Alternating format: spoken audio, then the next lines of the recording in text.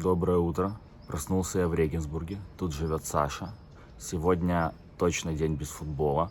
Но если я решил, что Евро — это дневник, значит, буду снимать и без футбола. Возможно, это будет первый выпуск на канале без футбола. Проснулся поздновато. Сейчас сколько уже? После 6. Проснулся я раньше. Но я стараюсь отсыпаться по возможности, потому что я 2 суток не спал, пока сюда ехал. Плюс монтировал до 7 утра видео. В общем, вот так вот начинается мой день. Регенсбург — это небольшой городок севернее Мюнхена. Вот я в каком-то обычном райончике. Выглядит достаточно мило для жизни. Мне кажется, тут достаточно спокойно, тихо и уютно. Центр Регенсбурга. Такая типичная Германия. И практически первое, что я вижу, выехав в центр Регенсбурга, это, конечно же, футбол. Люди сидят, смотрят. Такая маленькая импровизированная фан-зона. Знаете, Регенсбург — это небольшой городок, но даже тут смотрят футбол на большом экране. При том, что это Турция-Грузия, вы понимаете, это не топ-матч. Поэтому я думаю, если бы тут играла Германия, то все было бы по-другому. И вот главный собор Регенсбурга. Видите, даже в небольших городах вот такие вот соборища стоят. И напротив собора памятник Людвигу Конинг фон Байерну. Кто это, вам лучше расскажет Википедия. Но есть теория, что если памятник стоит на 4 ногах, лошадь, то значит, он умер своей смертью.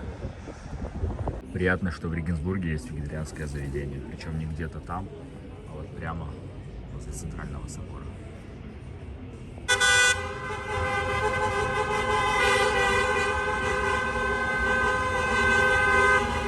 Сборная Турции выиграла матч на Евро. Вот по городу ездят колонны с турецкими флагами, празднуют победу.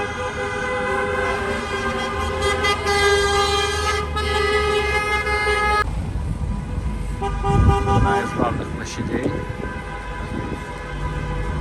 Симпатичненько, да? И вот фасады дома. Почти все знаки в Регенсбурге заклеены футбольными наклейками. Тут есть клуб Ян Регенсбург, и он вышел в 2-ю Бундеслигу. И вот посмотрите, эти улочки, представляете, сколько им тысяч лет. Вот по их узости понятно, что это что-то старое. А тут мы переходим на улицу пошире, значит, поновее. Но тоже симпатичненько.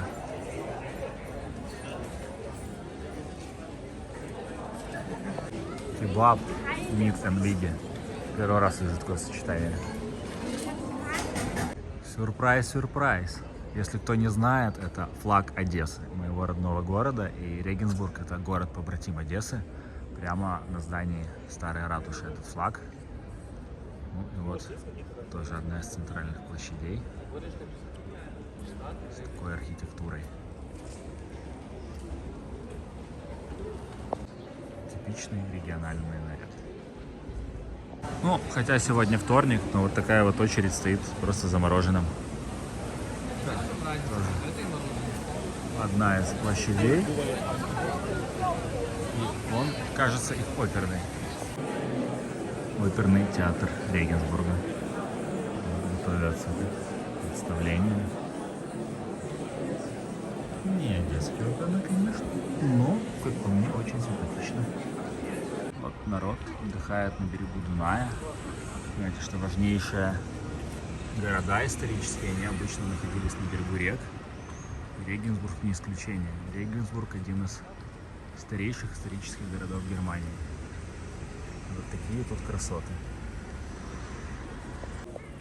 Как много где влюбленные вешают замочки, как символ их вечной любви. Как вы думаете, рабочая тема? А мы, как одесситы, только что расшатали мост. У нас в Одессе теща мост шатается, когда прыгают. И вот этот мостик тоже. Мы попрыгали, и такое нормальное качалово было. Регенсбург настолько исторический город, что вот это самый старый каменный мост в Европе. И я сейчас буду по нему ходить своими ногами. Я уже и забыл, что Германия может быть такой аутентичной, потому что Германия — это в основном чаще всего новые здания, а тут посмотрите на эту аутентичную вообще застройку. И как это все круто смотрится, и как им удалось это все сохранить. И Регенсбург меня приятно впечатлил. И хочу напомнить, что я сейчас это снимаю с самого старого каменного моста в Европе.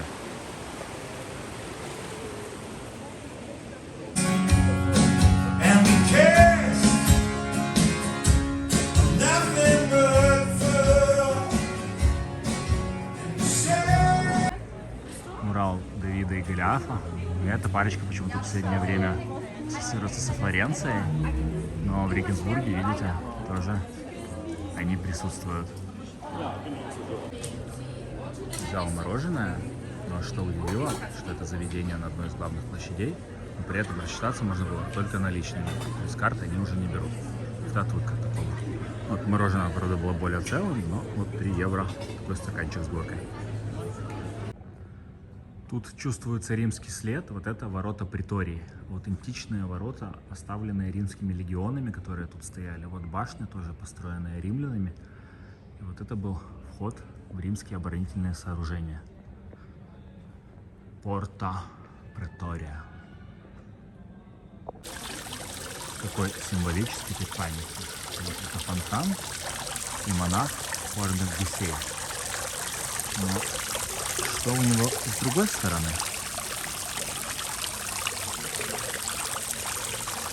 Кажется, это волк, который поедает их. Германия может быть уютной. Вот такие вот дворики в центре с милыми кафешками, где тоже люди сидят, отдыхают. Чтобы вы понимали, что такое одесская непосредственность, мы просто в наглую вломились к Сашиному соседу из Сирии и теперь смотрим футбол и пьем мате. Через балкон. Вы же понимаете, что без футбола обойтись не могло. Да, мы просто вломились через открытый балкон. К Сашиному соседу пришли друзья и сделали кальян, и они курят двойное яблоко. Ну, кто курит кальян, поймет, что просто ситуация мемная. Я сейчас у Вальхаллы. Вальхалла — это легендарное место в скандинавской и немецкой мифологии. Это место, куда попадают павшие немецкие герои. И вот в 1847 году оно было создано в таком вот псевдогреческом стиле в Германии. Теперь там находятся бюсты лучших представителей немецкой нации. Ну, я туда внутрь не хочу, мне пока в Вальхаллу рано. Павшим героем быть не хочется. Ну что ж, вот я и у дверей Вальхаллы. Сюда даже можно зайти, правда, днем. И стоит это порядка 6 евро. Но мне в Вальхаллу не попасть, пока рано. Ну и, честно говоря, Вальхалла, даже мифологическая, это не то место, куда стремлюсь я. А вот куда стремлюсь я в загробной жизни, если она есть. Но это еще предстоит выяснить в этой жизни. А вам желаю попасть туда, куда вы хотите. В Регенсбурге есть Одесса Ринг. Приятно. Есть круглосуточный Макдональдс, в котором даже ночью еще и можно сесть где-то на улице. Знаете, да, это редкость для Европы. Продолжая обзор Макдональдсов, чем отличается немецкий от итальянского. Тут есть Big Mac соус. Первый раз вообще такой вижу в Макдональдсе. Картошка такой интересной формы. И вот веганский бургер вот в этом Макдональдсе в 3 разных исполнениях. То есть у меня вот с каким-то соусом манго, а есть еще кто-то был с томатной, острой. В общем, немецкий Макдональдс пока приятно радует. Шок. В Макдональдсе нет обычной этой штуки для того, чтобы выкидывать мусор. Вы просто оставляете свой подносик, и потом сами работники все делают. Впервые такое вижу. Ну, кстати, это удобно, потому что все время пихать в эту железку мне было неудобно. Макдональдс эволюционирует. Доброе утро. Я еще не ложился, так что непонятно, второй это день или третий, но юридически это 3-й день моей поездки на Евро. У меня был большой соблазн остаться в Регенсбурге у друга, хорошо провести время, но в Регенсбурге не играют сегодня в футбол, тут нет матча Евро, поэтому было принято стратегическое решение, вот так вот, не ложившись, отправляться в Кёльн, потому что там сегодня есть футбольный матч. Пусть у меня нет на него футбольных билетов, но все равно это шанс на него попасть и ощутить атмосферу Евро. Что ж, вот мой путь начинается на вокзале Регенсбурга. И надеюсь, что все пройдет хорошо. Вот он, вокзал. Вот он, вокзал Регенсбурга. Поезд уходит через 8 минут. Но мне не привыкать к такому графику. Так что я успеваю. Вот этот региональный поезд сейчас повезет меня из Регенсбурга в Нюрнберг. Я уже внутри поезда. Такие нерегиональные поезда Германии. Без неприятных сюрпризов. Тут нигде нет розеточек, чтобы подзаряжаться. Ну, у меня, понятно, есть два пауэрбанка, но могли бы сделать розетки. Недоработочка от железных дорог Германии. Но, говорят, у них много недоработок. Думаю, сегодня я сполна их всех могу прочувствовать. Но надеюсь, что дальше будут только приятные впечатления железных дорог Германии. Я в Нюрнберге. Приехали с опозданием, но я успеваю. И вот с вот этого поезда я просто пересаживаюсь на вот этот и еду дальше. Кстати, я уже по рассадке внутри вижу, что это вот типичный поезд, как я езжу в Италии. Прям, видимо, тот же производитель, та же модель, те же двухэтажки региональные. Ладно, не такой же, чуть другой, но похожий. Зато тут уже с розеточками. Из Нюрнберга доехал до Бамберга и жду тут свой поезд на Франкфурт. Какая-то крепость там вдали. Жаль, конечно, нет времени погулять по городам. Ну, как бы в теории есть, но на практике я лучше пораньше приеду в Кёльн. Вокзал Бамберга. Там вода стоит 2 евро. А вот магазин. И тут вода стоит 40 центов. Ну, не то чтобы сэкономить евро 60 это супер важно, но зато вместо того, чтобы просто без дела ждать, я прогулялся по Бамбергу, можно сказать, посмотрел продуктовый в Бамберге. Мне нравится смотреть, как устроены магазины в разных городах и какой ассортимент продуктов в разных городах и странах. В общем, надо двигаться. Что сегодня происходит? Я проснулся в Регенсбурге, а матч сегодня есть в Кёльне. У меня нет на него билетов. И 95%, что билетов я на него не найду, потому что матч популярный. Но кто не приезжает в Кёльн, тот 100% не идет на матч. А я пытаюсь хвататься за каждые 5% возможностей. Регенсбург – это юго-восток Германии. А Кёльн – это уже ближе к северо-западу. То есть мне надо проехать через всю Германию. Но как я это сделаю? Есть Deutschland Ticket. Раньше он стоил 10 евро 2 года назад, я им пользовался, сейчас он стоит 49 евро. Он дает вам право пользоваться месяц безлимитно практически всем транспортом Германии. Ну, с какими-то исключениями, но региональные поезда входят в этот билет, а ими можно проехать практически через всю Германию, чем я сегодня и занимаюсь. Расстояние порядка 500 километров, если бы я ехал на машине. Но так как есть такой билет, я подумал, что мне машину в Германию гнать не надо, и я буду двигаться на поездах. Пока что я уже проехал примерно половину пути, и все идет отлично. Говорят, что у немецких железных дорог бывают проблемы, но я пока с ними не столкнулся и надеюсь, что не столкнусь. Сейчас у меня поезд из Бамберга в Франкфурт на Майне. Вот это привез меня во Франкфурт, деловую и финансовую столицу Германии. Вот он, франкфуртский вокзал. С обзорами не только Макдональдса, но еще и Бургер Кинга. Вот это Биг Кинг называется. 6 евро в Германии, это, конечно, стоит. Вообще, я на самом деле Бургер Кинг люблю больше, чем Макдональдс. У них всегда больше выбора вегетарианской еды.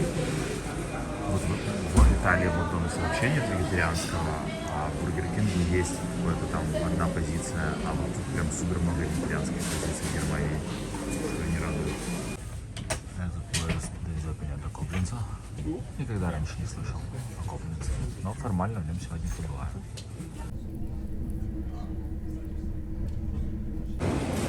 В расписании еще эту бумажку подписал. Ну, для вас есть информация. Доехал до Кобленца. Отсюда уже двигаюсь на Кёльн.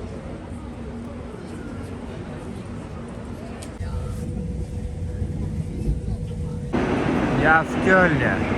Ну, в итоге последний поезд раза 3-4 ломался или непонятно почему останавливался.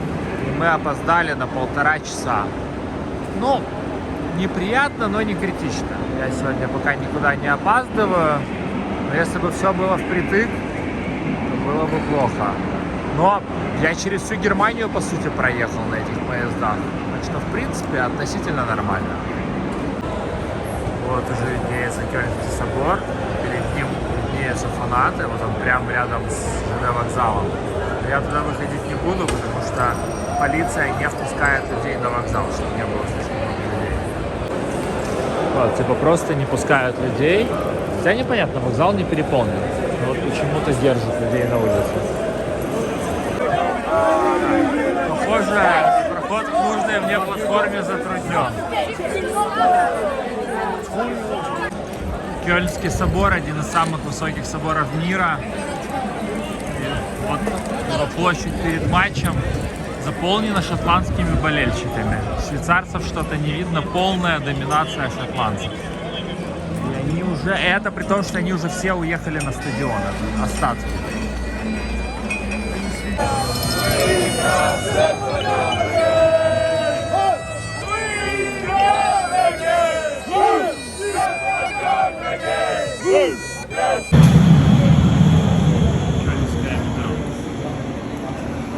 Лукас Подольский — это известный немецкий футболист. Он стал чемпионом мира в составе сборной Германии и открыл свою дёнерную. Ну, это целая сеть дёнеров от Лукаса Подольски. Начинаем обзор с обычных районов Кёльна. Ну, выглядит неплохо. Такая типичная Германия. Ну, кёльнские спальники. Вон там вот Че Гевара виднеется. Но обратите внимание, они по 25 этажей тут не выгоняют, и у них тут какие-то зеленые зоны. 4-5-этажная застройка. Потому что считается, что в таких условиях людям жить комфортней.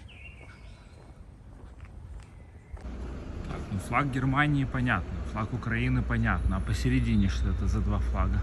Прям какой-то интернациональный балкон.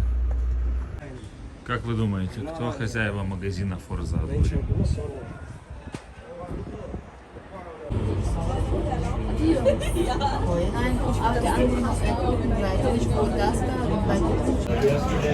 Спрашиваю шотландцев, вдруг у кого-то есть свободный билет. И он мне вначале сказал, что это невозможно, нету шансов. Потом сказал, слушай, ты знаешь, у меня с утра был свободный билет, но я его продал. Получается, я нашел нужного человека, но просто слишком поздно.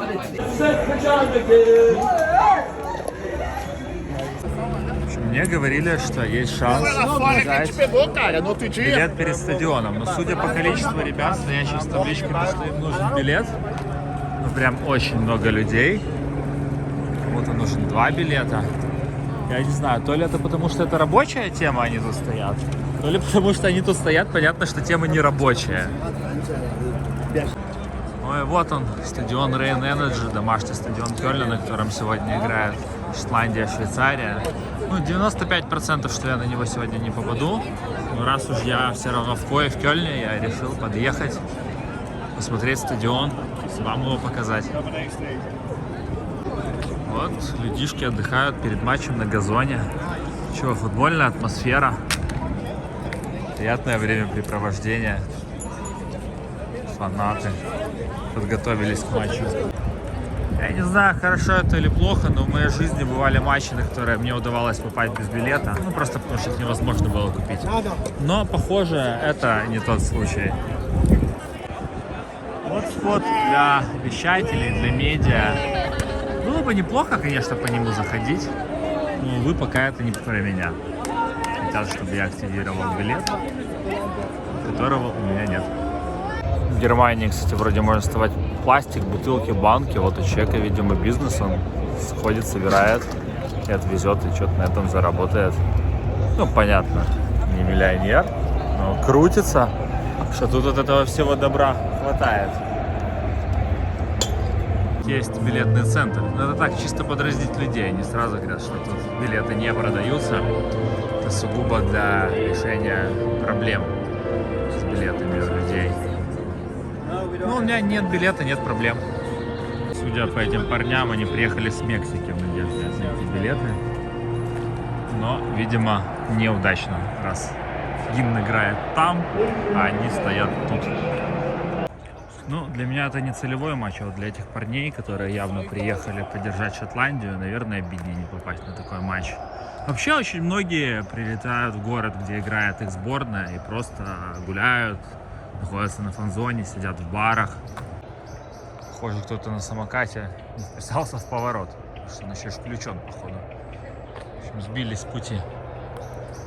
Слушайте, ну там тоже же играют в футбол, может быть и там какой-то матч посмотреть. Не, ну, конечно, хочется сюда. Вы слышите, как они поют? Но они поют там, а я иду тут. Я уже обошел стадион по кругу, так, посмотреть, мало ли, что может случиться вокруг стадиона. Вот есть официальные фан-шопы. Так, что тут почем? Вот значки по 6 евро. У меня есть друг, который серьезный коллекционер значков. Вот такая у них атрибутика. В общем, матч вот там, я вот тут, без билета. Ну, в принципе, ожидаемо. Я понимал, что у меня шансы 1%, наверное. Ну, а что поделать, я попробовал, не получилось. Но когда ты что-то попробовал, ты знаешь, что не получилось, тебя не мучает совесть, чем когда ты думаешь, что вот, надо было попробовать, а вдруг бы получилось. Сегодня день без футбола. Второй день без футбола подряд. Представляете? У меня такое не часто бывает во время активного футбольного сезона. Ну, сейчас не активный футбольный сезон, сейчас другое. Сейчас Евро. Смотрите, сейчас будет происходить история успеха. Вот этот парень прилетел с США, и он тут несколько часов перед стадионом ходил и искал билет. И сейчас перерыв, и по ходу он зашел. Вот это успех. Успешная история поисковика билета. Повержен, но не сломлен. Я когда-то на этот стадион, думаю, еще попаду. А не на Евро, так на Бундеслигу. Но в Кёльн удобно летать. Поэтому надо будет, вот, кстати, как он красиво светится. Даже не буду дожидаться окончания. То, что прохладненько, я уже 1,5 суток не спал. Поеду отдыхать. Оставлю силы на другие дни. Но я попробовал. В Италии, в Испании, в Германии, где бы они были, знаю, что после 11 меня вкусно и сытно покормят ребята в турецких заведениях кебабных. Кстати, вот такая менюшка в Кёльне стоит 8 евро. Шикарно же. Ну и на этом, думаю, буду заканчивать свой день.